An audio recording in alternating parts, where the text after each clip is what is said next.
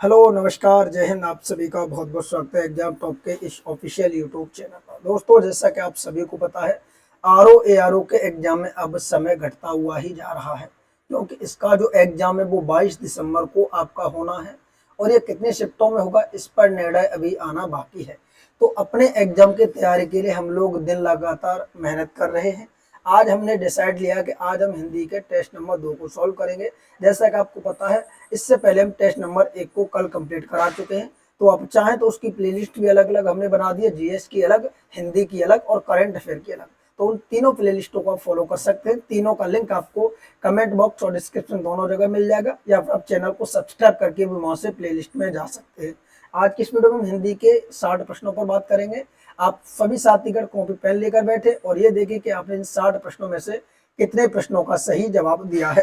पहला प्रश्न आपके सामने है कि विलोम शब्द युग्मों की दृष्टि से निम्नलिखित युग्मों में से कौन सा एक जोड़ा गलत है। यहाँ पर दिया है अनंत का अंत, दीर्घायु का चिरायु, गगनचुंबी का तलस्पर्शी और प्रतिकूल का अनुकूल। यहाँ पर जो इसका सही जवाब होगा वो हो जाएगा यहाँ पर ऑप्शन नंबर बी, ये वाला जोड़ा आपका गलत है। बात करें अनंत का विलोम तो अंत का अनंत होता है, बिल्कुल सही है। गगनचुंबी का तलस्पर्शी होता है, बिल्कुल सही है। प्रतिकूल का विलोम अनुकूल होता है, ये भी बिल्कुल सही है। दीर्घायु की बात करें तो दोस्तों दीर्घायु का जो विलोम होता है वो आपका होता है अल्पायु। ठीक है, अल्पायु। ये आपको याद रखना है कि दीर्घायु अर्थात अल्पायु। तो विकल्प नंबर बी आपका गलत था, बाकी सभी विकल्प सही है। प्रश्न नंबर 2 आपके सामने है कि विमुख का सही विलोम कौन सा है। देखिए यहाँ पर विकल्प है अंतर्मुखी, सम्मुख, निर्मुख और बहिर्मुख। तो विमुख की बात कर रहा है, इसका सही जवाब होगा ऑप्शन नंबर बी सम्मुख। तो ये आपको ध्यान रखना है कि विमुख का सही विलोम सम्मुख होता है। अगला प्रश्न है एकत्र का सही विलोम है। यहाँ पर जो सही जवाब होगा क्वेश्चन नंबर 3 का वो हो जाएगा विकीर्ण। याद रखेंगे एकत्र का हो जाएगा विकीर्ण, विकल्प नंबर बी। अगला प्रश्न है कि निम्नलिखित विलोम युग्म में कौन सही सुमेलित नहीं है। नहीं शब्द का प्रयोग किया गया है। इन चीजों को भी आप गौर करते चलेंगे कि नहीं शब्द का प्रयोग किया गया है तो हमें गलत वाला टिक करना है। यहाँ पर जवाब दिया गया है आपके सामने क्वेश्चन नंबर 4 का विकल्प नंबर डी, ये आपका गलत है। बात करेंगे स्वर स्वकीय की तो परकीय हो जाएगा, स्वकीय का तो ये आपका सही हो जाएगा। सौर्य का चांद हो जाएगा, बिल्कुल सही है। शालीन का दृष्ट हो जाएगा, बिल्कुल सही है। लिप्त का संलिप्त दे रहा है, ये आपका गलत है चौथा वाला। लिप्त का जब भी दोस्तों आपसे विलोम पूछा जाएगा तो लिप्त का जो विलोम होगा वो निर्लिप्त हो जाएगा। ठीक है, क्या हो जाएगा याद रख लेना, लिप्त का जो विलोम होगा वो निर्लिप्त होगा। ठीक है, तो ये विकल्प नंबर आपका जो डी दिया गया ये गलत दिया गया है। अगला प्रश्न आपके सामने भंजक का सही विलोम है। ठीक है, बताइए दोस्तों भंजक का सही विलोम क्या है। यहाँ पर जो सही जवाब होगा वो विकल्प नंबर सी हो जाएगा, भंजक का मंजक हो जाएगा। ठीक है, तो विकल्प नंबर क्या हो जाएगा, विकल्प नंबर सी आपका सही जवाब होगा। अगला प्रश्न है कि निम्नलिखित में से कौन सा विलोम युग्म त्रुटिपूर्ण है। यहाँ पर भी 4 विकल्प दिए गए, बताइए कौन सा विकल्प त्रुटिपूर्ण है। देखिए यहाँ पर दिया गया सबसे पहले फ्रजन, तो फ्रजन का जो विलोम होगा वो हो जाएगा विनाश, बिल्कुल सही है। दूसरा यथार्थ, यथार्थ का जो विलोम होता है वो कल्पित होता है, ये भी बिल्कुल विलोम सही है। तीसरा दिया गया प्रतिपत्ति, तो प्रतिपत्ति का जो विलोम होता है वो निष्पत्ति होता है, यहाँ पर विपत्ति दे रहा है तो ये आपका गलत हो जाएगा। ठीक है, अगला हास, हास का रोदन, ये बिल्कुल सही हो जाएगा। याद रखेंगे प्रतिपत्ति का निष्पत्ति होता है ना कि विपत्ति होता है। अगला प्रश्न कि पाश्चात्य शब्द का सही विलोम है। यहाँ पर देखिए एक शब्द दिया गया है पाश्चात्य और आपसे पूछा गया कि इसका सही विलोम क्या होगा। तो दोस्तों याद रखेंगे पाश्चात्य का जो सही विलोम होता है वो पौरस्त्य होता है। वो कैसे लिखा जाता है आप यहाँ पर देखेंगे, देखिए पौरस्त्य। ठीक है, तो ये इसका सही विलोम होगा पाश्चात्य का, तो इसका सही जवाब हो जाएगा ये वाला। ठीक है, विकल्प नंबर वैसे ये डी में आएगा, तो विकल्प नंबर डी की तरफ हम बढ़ते हैं। चलिए अगला प्रश्न आपके सामने है कि एक जोड़ा सही नहीं है, उस पर आपको टिक करना है। तो ये भी आपको बताना है कि इनमें से कौन सा जोड़ा सही नहीं है। जैसे अभिमुख की बात कर रहा है यहाँ पर क्वेश्चन नंबर 8 में, तो अभिमुख का जो विलोम होता है वो प्रतिमुख होता है, तो ये आपका सही दिया गया है। आदि का बात कर रहा है तो आदि का जो विलोम होता है वो क्या हो जाएगा, अंत हो जाएगा आदि का, तो अंत याद रखेंगे। दुष्कर का जो विलोम पूछा जाता है आपसे, ये कई बार पूछा गया कि दुष्कर का विलोम क्या होगा। याद रखेंगे दुष्कर का जो विलोम होता है वो पुषर नहीं होता। याद रखेंगे दुष्कर का जो दोस्तों विलोम होता है वो शुकर होता है, तो आप इसको नोट भी कर सकते हैं। दुष्कर का विलोम क्या हो जाएगा, शुकर हो जाएगा। तो विकल्प नंबर सी आपका गलत था, बाकी आपके सही विलोम थे। कृत का अकृत हो जाएगा। अगला प्रश्न है लब्ध का सर्वथा उपयुक्त विलोम क्या होगा। क्वेश्चन नंबर 9 है, ऑप्शन आपके सामने है। सही जवाब हो जाएगा लब्ध का होता है दोस्तों, यहाँ पर जो लब्ध शब्द दिया गया है इसका होगा प्रदत्त, विकल्प नंबर ए।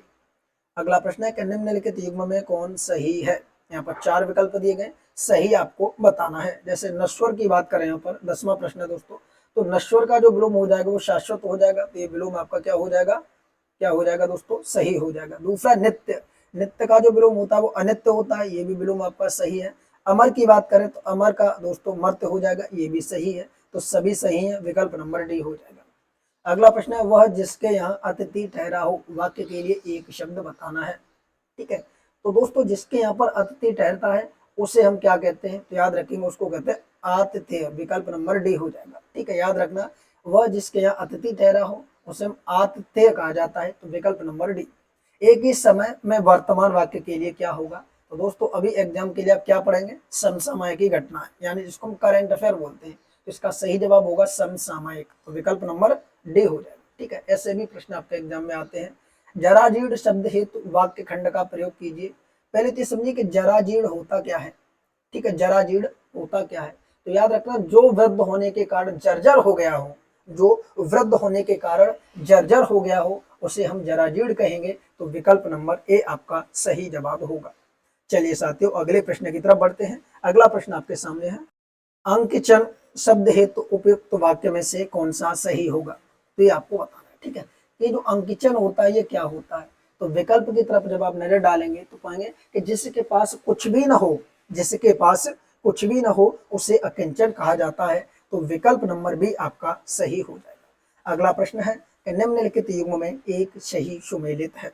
सोने की इच्छा सुषुप्सा हो, जो हो सकता है संभव, चंचल आंखों वाली स्त्री लोलाक्षिता, जो आयुध निर्माण करता है लोम हर्षक।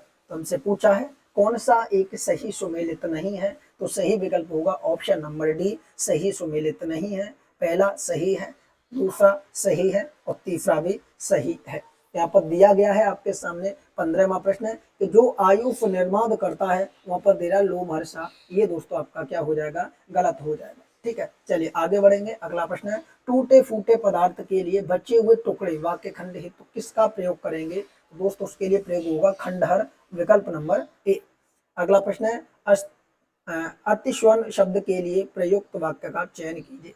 तो अतिश्वन शब्द के लिए जो प्रयोग किया जाएगा वो हो जाएगा ध्वनि का अतिक्रमण करने वाला, उसे कहा जाता है अतिश्वन। अगला प्रश्न है द्विपद शब्द में प्रयुक्त वाक्य खंड कौन सा होगा। यहाँ पर देखिए दिया गया है द्विपद, तो इसके लिए आप कौन से वाक्य का चयन करेंगे, तो इसका सही जवाब होगा जिसके दो पद हों, अर्थात जिसके दो पैर हों उसे हम द्विपद कहते हैं, तो विकल्प नंबर क्या हो जाएगा, डी आपका सही जवाब हो जाएगा। यहाँ दिया जो 2 बार जन्म लेता है। ठीक है, यहाँ पर जो दिया गया है कि जो 2 बार जन्म लेता है उसे क्या कहते हैं, तो फटाफट कमेंट करके बताइए कि जो 2 बार जन्म लेता है उसे क्या कहते हैं। अगला है किसी कार्य के लिए दी जाने वाली आर्थिक सहायता, उसे हम क्या कहेंगे, तो दोस्तों उसे कहा जाता है अनुदान, विकल्प नंबर डी आपका सही आंसर होगा। चलिए आगे बढ़ते हैं अगले प्रश्न की तरफ।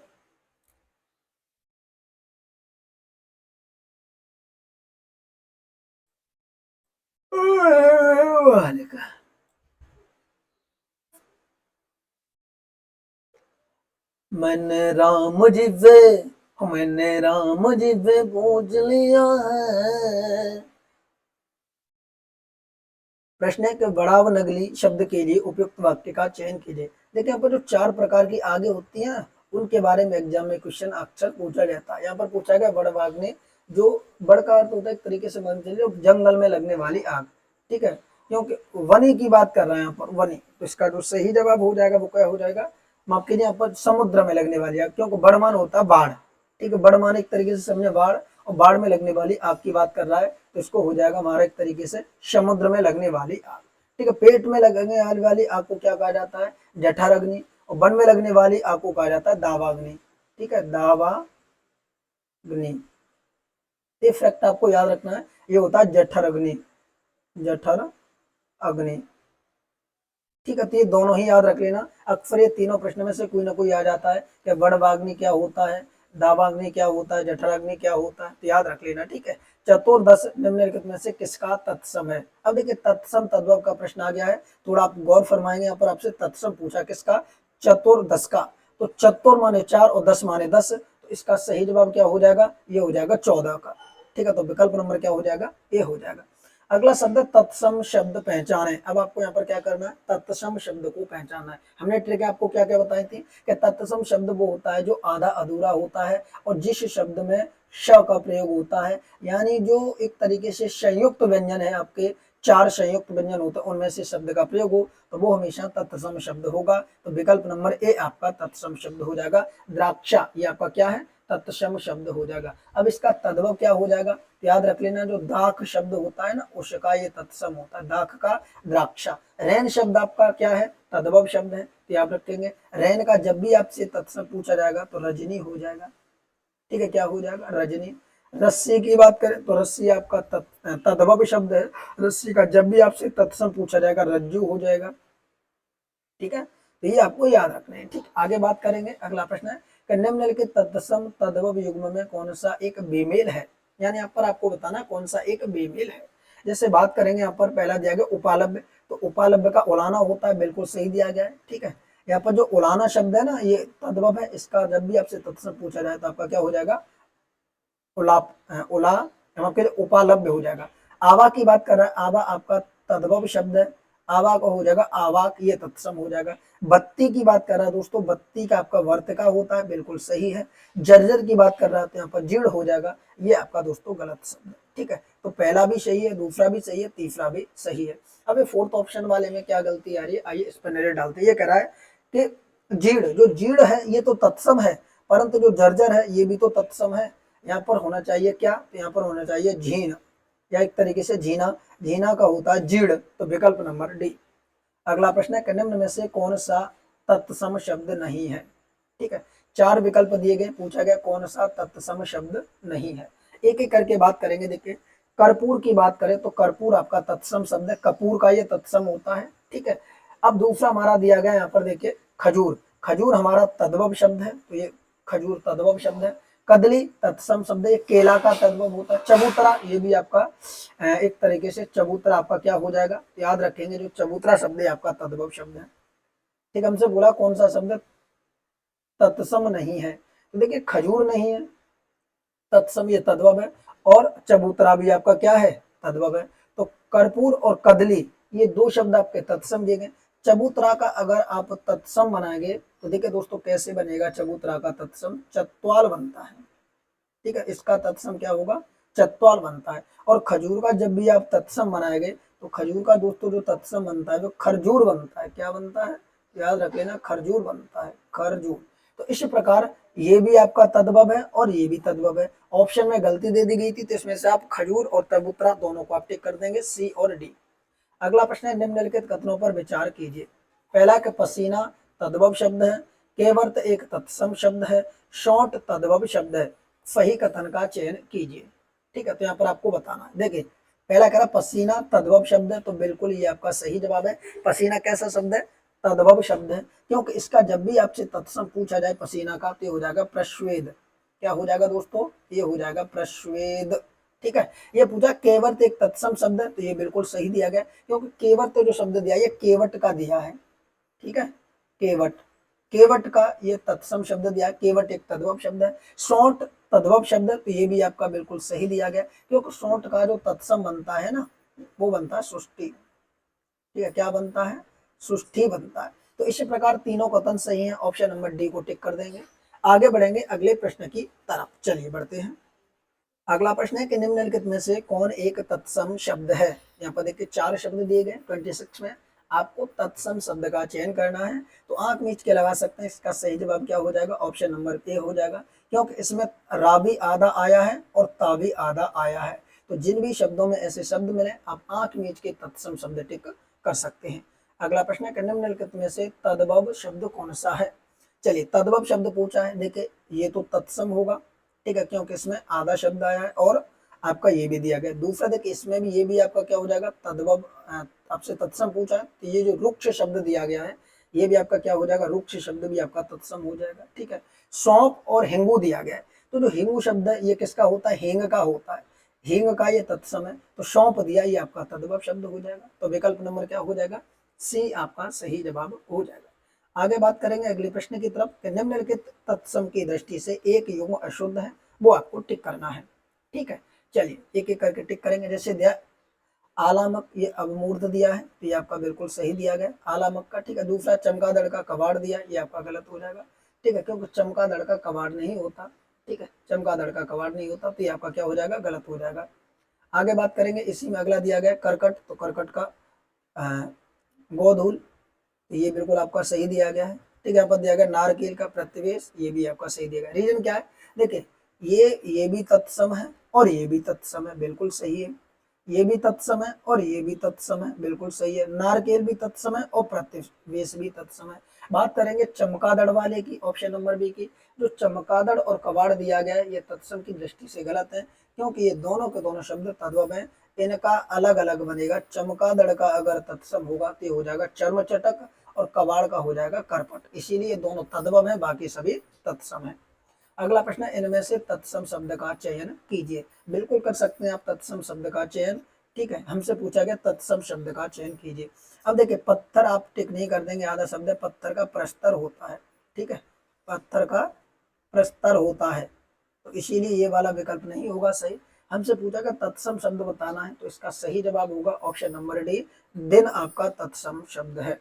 ठीक है, तो इसका सही जवाब क्या हो जाएगा, ऑप्शन नंबर, माफ कीजिए दिन, इनमें से तत्सम शब्द का चयन करना है। ठीक है, तो जो आपका जो दिन तथा, हाँ दिन आपका बिल्कुल सही है, क्या हो जाएगा, ऑप्शन नंबर डी आपका सही जवाब हो जाएगा, क्योंकि दिन यहाँ पर यही आपके सामने लिखा हुआ आ सकता है दिवस। तो दिन और दिवस ये दोनों ही शब्द आपके तत्सम होते हैं, बाकी ये सभी के सभी आपके तद्भव शब्द हैं। अगला प्रश्न है, तद्भव तत्सम की दृष्टि से एक शब्द अशुद्ध है, उसका चयन कीजिए। चलिए एक एक करके समझेंगे। जैसे यहाँ पर दिया गया नयन, नयन का नयन होता है, बिल्कुल सही दिया गया। महंगा का महावर होगा, बिल्कुल सही है। शकुन का शकुन दे रहा है, ये आपका गलत हो जाएगा। ठीक है, विकल्प नंबर क्या, सी गलत हो जाएगा। वृक्षों का वृक्षो हो जाएगा, बिल्कुल सही हो जाएगा। तीसरे वाले में गलती आखिर क्या है, याद रखेंगे, हमसे पहले दिया गया तद्भव, यहाँ पर देखा करो, देखो पहले दिया गया तद्भव और पीछे दिया गया तत्सम। तो ये तत्सम है, ये वाली वस्तु जो सगुन वाली है ये यहाँ पर होनी चाहिए थी, और ये वाला जो स्थान है वो आपका यहाँ पर होना चाहिए था, तब ये सही होता। ये गलती है इस प्रश्न में। अगला, निम्नलिखित में से कौन सा एक तरंग का पर्यायवाची नहीं है।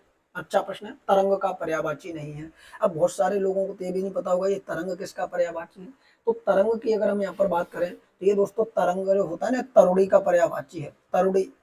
ठीक है, तरुड़ी, ये तरुड़ी का पर्यायवाची है। अब तरुड़ी किसका पर्यायवाची है, तो ये प्रमदा का पर्यायवाची है। तो यहाँ पर विकल्प नंबर सी आपके सामने दिया गया है। ठीक है, अब आप याद रखेंगे ये तरंग, तरुड़ी, तटनी, प्रमदा ये सभी एक के ही पर्यायवाची हैं। तो विकल्प नंबर क्या हो जाएगा यहाँ पर, ऑप्शन नंबर सी हो जाएगा। आगे बात करेंगे विरंची पर्यायवाची है, बताइए ये किसका पर्यायवाची है। तो दोस्तों ये आपके ब्रह्मा का पर्यायवाची है विरंच, तो विकल्प नंबर ए आपका सही जवाब हो जाएगा। पूछ रहा है कि परशुराम का पर्यायवाची नहीं है, तो यहाँ पर आपको बताना है कि इनमें से कौन सा जो शब्द है वो परशुराम का पर्यायवाची नहीं है। ठीक है, तो यहाँ पर देखिए जो रेणु का तन दिया गया ये परशुराम का पर्यायवाची है। ठीक है, ये भी परशुराम का है। भेगशुत ये भी परशुराम का है, ये भी परशुराम का है। भरता, ये ऑप्शन नंबर डी आपका गलत हो जाएगा, ये परशुराम का पर्यायवाची नहीं है। भरता की बात करें तो भरता जो शब्द होता है ये दोस्तों पति के लिए प्रयोग होता है। ठीक है, तो ये पति का पर्यायवाची है। आगे बात करेंगे, अगला प्रश्न आपके सामने, चक्र, यहाँ पर देखिए दिया गया 34, शक्र चाप, सप्तकड़ और फुरचाप, ये किसके पर्यायवाची है। तो इसका सही जवाब होगा ये सभी इंद्रधनुष के पर्यायवाची हैं, तो विकल्प नंबर बी हो जाएगा। अगला प्रश्न है, निम्नलिखित पर्यायवाची युग्म में कौन सा एक बेमेल है। ठीक है, गलत वाला आपको टिक करना है। तो पहला दिया गया असुर, फुरारी, बिल्कुल सही दिया गया। फुरतरु, कल्प वृक्ष, ये भी सही दिया गया। चांदनी, कौमुदी, ये भी सही दिया गया। गंगा, शुरवी, ये आपका गलत हो जाएगा। गंगा, सुरभि, ये आपका गलत हो जाएगा, क्योंकि जो शुरवी शब्द दिया जाता है ये आपका गंगा का ना होकर गाय के लिए प्रयोग होता है, तो ये सुरभि गाय का पर्यायवाची, ना कि गंगा का पर्यायवाची। अगला प्रश्न है, निम्नलिखित में से कौन सा एक उत्कर्ष का पर्यायवाची शब्द नहीं है। ठीक है, उत्कर्ष का पर्यायवाची शब्द नहीं है, तो इसका सही जवाब होगा ऑप्शन नंबर डी, फांका। ठीक है, फांका हो जाएगा। अगला प्रश्न है वैजयंती किस शब्द का पर्यायवाची है? ठीक है, बताइए। याद रखेंगे वैजयंती पताका का है। ठीक है, विकल्प नंबर ए आपका सही जवाब होगा, पताका का। अगला प्रश्न आपके सामने है कि कृष्णा का पर्यायवाची शब्द नहीं है। ठीक है, नहीं शब्द का प्रयोग किया गया कृष्णा के लिए। तो कृष्ण का जो पर्यायवाची शब्द हो जाएगा वो आप इसमें याद रखें। तो देखिए दामोदर कहा जाता है कृष्ण को। ठीक है, एक तो दामोदर कहा जाता है कृष्ण को, एक व्रज वल्लभ कहा जाता है कृष्ण को, एक हर्षिकेश कहा जाता है कृष्ण को, त्रिदश नहीं कहा जाता, त्रिदश नहीं कहा जाता। त्रिदश किसका पर्यायवाची है? तो याद रखना ये देवता का पर्यायवाची है। ठीक है, ये किसका पर्यायवाची है दोस्तों? तो ये देवता का पर्यायवाची है। मेदिनी किसका पर्यायवाची है? बताइए फटाफट, मेदिनी किसका पर्यायवाची है? तो मेदिनी दोस्तों जो शब्द दिया गया ये आपके पृथ्वी का पर्यायवाची अर्थात धरती का पर्यायवाची है। दाव किसका पर्यायवाची है? बताइए, 40वां प्रश्न है कि दाव किसका पर्यायवाची है? तो दाव दोस्तों वन का पर्यायवाची होता है। तो विकल्प नंबर क्या हो जाएगा? ऑप्शन नंबर बी हो जाएगा। आगे बढ़ेंगे अगले प्रश्न की तरफ। एषण का विशेषण क्या होगा? यहाँ पर एक शब्द दिया गया है एषण और पूछा है कि इसका विशेषण क्या होगा। तो इसका सही जवाब होगा एषण का होता दोस्तों ईस्ट, विकल्प नंबर बी हो जाएगा। ठीक है, आगे बात करेंगे कि निम्नलिखित युगों में कौन एक सही सुमेलित नहीं है? नहीं शब्द का प्रयोग किया गया है। जैसे यहाँ पर कह रहा है सुडोल फरीर। ठीक है, तो ये जो सुडोल फरीर है इसमें गुणवाचक विशेषण है, तो ये आपका क्या हो जाएगा? सही हो जाएगा, क्योंकि उसकी विशेषता है कि उसका जो शरीर है वो सुडोल है। ठीक है, आगे बात करेंगे अमेरिकी नागरिक। ठीक है, क्या कह रहा है? अमेरिकी नागरिक। तो यहाँ पर दिया संकेतवाचक विशेषण, तो ये दोस्तों आपका विकल्प गलत हो जाएगा, क्योंकि जो नागरिक है वो कहाँ का है? अमेरिकी का है, अमेरिकी देश का है। तो यहाँ पर जो विशेषता उसकी दी गई कि वो भाई अमेरिका का, उसका एक गुण है। तो यहाँ पर संकेतवाचक विशेषण ना होकर गुणवाचक विशेषण यहाँ पर होगा। ठीक है, आगे बहुत सारा अनाज अनिश्चित परिमाणवाचक विशेषण बिल्कुल सही है। चारों दिशाएं निश्चित संख्यावाचक विशेषण बिल्कुल सही है। अगला प्रश्न आपके सामने, जैसा देश वैसा वेश में जैसा तथा वैसा किस प्रकार के विशेषण हैं? यहाँ पर दो शब्द देंगे, एक तो जैसा और दूसरा आपका दिया गया वैसा। ये दोनों किस प्रकार के विशेषण हैं? तो दोस्तों दोनों के दोनों सार्वनामिक विशेषण है। ठीक है, सार्वनामिक में भी दो प्रकार के विशेषण होते हैं, एक मौलिक और एक यौगिक। तो ये दोनों के दोनों आपके यौगिक विशेषण आते हैं सार्वनामिक। अगला प्रश्न है, एक विशेष पद है। 44वां प्रश्न है, इसका सही जवाब होगा विद। विद आपका क्या है? एक विशेष पद हो जाएगा, तो विकल्प नंबर सी। निम्नलिखित में से एक विशेषण शब्द है। तो दोस्तों इसका सही जवाब आपसे पूछा है 45वां, इनमें से कौन सा एक शब्द विशेषण शब्द है? तो तुल्य जो शब्द दिया गया है वो आपका विशेषण शब्द हो जाएगा। ठीक है, अगला प्रश्न है कि केवल विशेषण युग्म है वो आपको बताना है। ठीक है, इनमें से कौन सा केवल विशेषण को इंगित करता है? तो यहाँ पर याद रखेंगे इसका सही जवाब हो जाएगा नेश और शक्त। ये दोनों के दोनों शब्द विशेषण के दिए गए। तो विकल्प नंबर क्या हो जाएगा? डी हो जाएगा। आप क्या करें, विशेषण विशेष को याद करें, जितना हो सकता है बुक ले लें, जो जो सोर्स बताएं हिंदी के लिए वही आप पढ़ें। एक विशेष पद है, अब यहाँ पर आपको एक विशेष पद के बारे में बताना है। तो यहाँ पर जो दारिद्र्य शब्द दिया गया है ये आपका केवल एक विशेष पद हो जाएगा। इसी क्रम में आगे बढ़ेंगे। अगला प्रश्न पूछा है कि अलंकार का विशेषण पद कौन सा हो जाएगा? तो दोस्तों जब भी आपसे पूछा जाए कि अलंकार का विशेषण क्या होगा तो हो जाएगा अलंकृत, ऑप्शन नंबर बी आपका सही जवाब होगा। ठीक है, इसी में आपसे पूछा गया कि निम्नलिखित में से कौन एक विशेष विशेषण की दृष्टि से गलत है? ठीक है, पहले विशेष्य दिया है, बाद में आपका विशेषण दिया है, पूछा कौन सा एक गलत है, तो ऑप्शन नंबर पहला ही गलत हो जाएगा। ये कह रहा है तलब का तालिब, तो दोस्तों ये गलत हो जाएगा। तलब जो शब्द है वो एक विशेष शब्द है, तो ये तो बिल्कुल सही दिया गया कि तलब तो विशेष हो जाएगा, बट इसका तालिब आपका विशेषण नहीं बनेगा। तलब का जो विशेषण बनेगा वो बनेगा तलबगार, तलबगार। ये याद रखना है कि जो तलब शब्द इसका विशेषण क्या बनेगा? तलब का बनेगा तलबगार। बाकी आपके ये जो दिए गए विकल्प ये आपके सही दिए गए। पशु का पार्श्विक होता है, दक्षता का दक्ष होता है, ढालना का ढलवा होता है। अगला एक विशेषण शब्द है, आप इनमें से बता सकते कौन सा एक विशेषण शब्द है? तो यहाँ पर जो शहीद शब्द दिया गया है ये आपका विशेषण शब्द दिया गया है। अगला शुद्ध वाक्य का चयन कीजिए, 51वां है। इसमें आपको बताना है कि शुद्ध वाक्य का चयन करना है। पहला है कि रविवार के दिन छुट्टी रहती है। देखिए रविवार और दिन दोनों में से आप रविवार अगर बात करें तो दिन की ही बात करें, इसीलिए यहाँ पर दिन का प्रयोग ना होकर रविवार के दिन छुट्टी रहती है ये वाक्य होता तो आपका सही होता। दूसरा है वह कक्षा का सर्वश्रेष्ठ विद्यार्थी है। ठीक है, तो यहाँ पर एक चीज आप याद रखें, ये कह रहा है कि वह कक्षा का सर्वश्रेष्ठ विद्यार्थी है। तो ये जो वाक्य दिया गया कि वह कक्षा का सर्वश्रेष्ठ विद्यार्थी है, ठीक है, तो वो वाक्य आपका क्या हो जाएगा, शुद्ध वाक्य हो जाएगा। पर ध्यान दिया गया वहां कक्षा का, तो वहां की जगह वह होना चाहिए था, इसीलिए ये भी आपका गलत होता है यहाँ पर, इसीलिए सही है। तो देखिए पहला भी वाक्य गलत है क्योंकि इसमें दिन का प्रयोग किया गया है। दूसरा भी वाक्य गलत है क्योंकि वहां पर वहां कक्षा का है, वह की जगह। तीसरा है यह लोग कहाँ रहते हैं, ठीक है, तीसरा वाक्य दिया गया है तो यह लोग कहाँ रहते हैं, ये भी वाक्य आपका गलत हो जाएगा क्योंकि यह की जगह होना चाहिए ये लोग कहाँ रहते हैं, हाँ शब्द हटेगा, तब जाके आपका ये सही होता। आगे बात करेंगे, मोरनी को रिझाने के लिए मोर नृत्य करता है, तो ये वाक्य आपका बिल्कुल सही है। तो ऊपर वाले जो तीन वाक्य, तीनों में गलती आपको पता है क्या क्या दी गई, इसमें दिन वाली गलती है, इसमें वहां वाली और यहाँ पर यह वाली। अगला वाक्य है कि निम्नलिखित वाक्य में कौन सा शुद्ध है। 52वां प्रश्न है, बताइए कौन सा वाक्य शुद्ध हो जाएगा। ठीक है, बताइए कौन सा वाक्य शुद्ध हो जाएगा। जैसे पहला दिया गया कि वह घोड़े पर सवार था, तो पहला वाक्य बिल्कुल सही है। दूसरा केवल 4 रुपए दीजिए, ये भी वाक्य सही है। उसने अनेक ग्रंथ लिखे, बिल्कुल ये भी वाक्य सही है। उपयुक्त तो डी आपका सही जवाब हो जाएगा। देखिए उसने अनेक ग्रंथ लिखे, तो हमेशा अनेक का प्रयोग होता है, जहां पर भी अनेकों का प्रयोग होगा वहां पर आप गलत का टिक लगा देंगे। निम्नलिखित में से एक वाक्य शुद्ध है, बताइए कौन सा एक वाक्य शुद्ध है 53 का। ठीक है, पहला यहाँ पर दिया गया कि बिजली गरज रही है।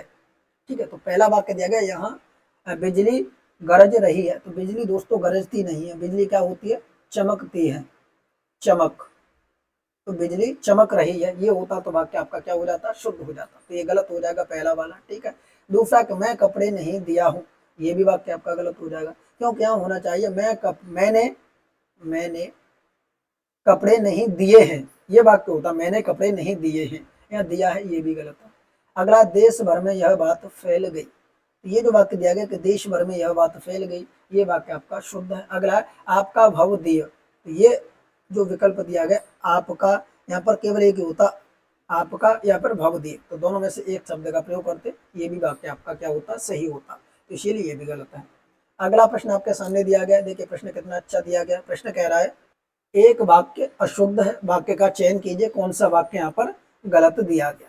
ठीक है, चलिए एक एक करके बात करेंगे। सबसे पहले प्रश्न पर बात करते हैं कि इस बात को कहने में किसी को संकोच न होगा, तो ये जो विकल्प दिया गया यही तो विकल्प आपका गलत हो जाएगा क्योंकि यहाँ दिया है इस बात को कहने में, इस बात की जगह होता यह बात कहने में। ठीक है, क्या होता, यह बात को कहने में किसी को संकोच नहीं होगा। ठीक है, किसी को संकोच नहीं होगा, तब जाके ये सही होता। बाकी देखिए किसी आदमी को भेज दो, थोड़ी देर बाद में वापस आए, चरखा चलाना चाहिए, तो ये सभी वाक्य आपके शुद्ध वाक्य दिए गए हैं। अगला के निम्नलिखित में से एक अशुद्ध वाक्य है, यहाँ पर देखिए क्या दिया गया कि निम्नलिखित में से एक शुद्ध वाक्य है, तो बताइए कौन सा सही वाक्य है। पहला, मैंने साड़ी को धुलवाया, तो ये वाक्य आपका गलत हो जाएगा। ठीक है, पहला ही वाक्य गलत है। इसमें गलती क्या है, तो ये कह रहा मैंने साड़ी को धुलवाया, तो यहाँ पर कह सकते हैं मैंने साड़ी धुलवाई, मैंने साड़ी को नहीं, मैंने साड़ी धुलवाई, यहाँ पर ई का प्रयोग होगा। अगला, मेरे आगे कोई टक्कर नहीं सकता, देखिए ये भी गलत हो रहा है, मेरे आगे कोई ठहर नहीं सकता, तो ये भी वाक्य आपका क्या हो जाएगा, गलत हो जाएगा। यहाँ पर होना चाहिए मेरे सामने, आगे ना होकर क्या होगा, सामने। ठीक है, मेरे सामने कोई ठहर नहीं सकता। अगला, उस रोग का कोई इलाज नहीं है, तो ये वाक्य आपका दोस्तों बिल्कुल सही है, उस रोग का कोई इलाज नहीं है। चारों वेदों का नाम बताओ, यहाँ पर देखिए कह रहा है कि चारों वेदों का नाम बताओ, चारों वेदों का नहीं होगा दोस्तों, चारों वेदों के नाम बताओ, तब जाके आपका ये सही होता, तो ये भी गलत है। अगला, निम्नलिखित में से शुद्ध वर्तनी का चयन कीजिए, तो अब आप बताइए 4 वर्तनियों में से कौन सी वर्तनी शुद्ध है। बात करें द्वारका की, तो द्वारका आपकी गलत वर्तनी है। द्वारका कैसे लिखा जाता है आप यहाँ पर देख सकते हैं, द्वारका कैसे लिखा जाता है, ये जो वर्तनी दी गई है ये आपकी द्वारका वाली सही दी गई है। यहाँ पर संग्रहित शब्द दिया गया ऑप्शन नंबर बी में, तो संग्रहित शब्द की अगर हम बात करें तो संग्रहित शब्द आपका बिल्कुल सही दिया गया है, इसी प्रकार लिखा जाता है। यहाँ पर दिया गया संग्रहित, तो आपको पता चल गया ये तो संग्रहित गलत था। संश्लिष्ट की बात करें तो दोस्तों संश्लिष्ट शब्द भी अपने आप में गलत है क्योंकि यहाँ पर जो सा बनता है वो पेट सा बनेगा, इसीलिए ये वाला भी गलत था। चलिए आगे बढ़ते हैं अगले प्रश्न की तरफ और देखते हैं अगला प्रश्न। प्रश्न कह रहा है कि निम्नलिखित में से एक शुद्ध वर्तनी है, बताइए इनमें से कौन सी एक शुद्ध वर्तनी, मूर्धक्य या मूर्धन्य या मूर्धन्य, बताइए कौन सा इसका सही जवाब होगा। तो यहाँ पर दोस्तों ऑप्शन नंबर बी की तरफ जाएंगे, यहाँ पर जो मूर्धन्य दिया गया ये वर्तनी आपकी सभी वर्तनियों में शुद्ध वर्तनी दी गई है। अगला शब्द है कि निम्नलिखित में से कौन सा एक शब्द शुद्ध है, चरमोत्कर्ष। एग्जाम में कई बार पूछा गया, कल जो हमने टेस्ट लगाया था टेस्ट नंबर 1, उसमें भी ये प्रश्न पूछा गया था कि चरमोत्कर्ष कैसे लिखा जाता है। तो देखा करो कि टेस्ट में कौन कौन से प्रश्न आपके रिपीट हो रहे हैं, यहाँ पर जो विकल्प नंबर पहला दिया गया है चरमोत्कर्ष, ये आपका बिल्कुल सही है। अगला है एक अशुद्ध वर्तनी कौन सी है। अब यहाँ पर आपको पूछा गया कि कौन सी एक गलत वर्तनी है, ठीक है। तो यहाँ पर देखिए जो याज्ञवल्क्य दिया गया बिल्कुल सही वर्तनी दी गई है। मैथिली शरण होता है, बिल्कुल सही है। महात्मय होता है, बिल्कुल सही है। मृण्मय, ये आपका गलत हो जाएगा, ये आपका गलत हो जाएगा। ये किस तरीके से लिखा जाता है तो याद रख लेना, ये आपका लिखा जाएगा मृण, ये जो वर्तनी आपकी दी गई है आपकी सही दी गई है। मृणमय, ठीक है, मृणमय, ये आपकी वर्तनी आपकी सही दी गई है, तो विकल्प नंबर डी हो जाएगा। अगला है कि निम्नलिखित में से कौन सा एक शुद्ध है। यहाँ पर भी आपको शुद्ध बताना है। ये देखिए ये भी वर्तनी आपकी किसमें पूछी गई थी, कल वाले टेस्ट में दी गई थी, हिंदी वाले में, तिलांजलि।